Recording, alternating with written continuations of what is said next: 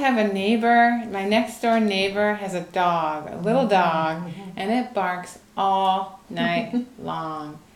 I tried putting a note on their garage.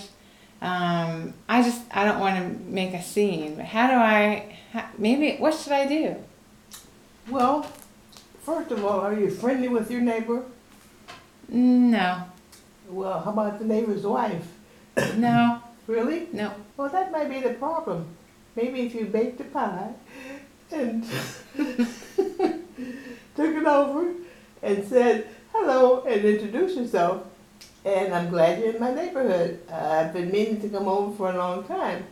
And I brought a nice apple pie for you.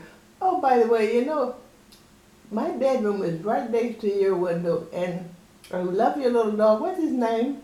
Snoopy? Mm-hmm. That's a lovely name. He barks so much. I know he wants to say hello to me. Maybe if you have to put him out, would you mind putting him on the other side so that he won't disturb me? I appreciate that. Thank you so much. Have a good day. Yeah, I will try. Thank you.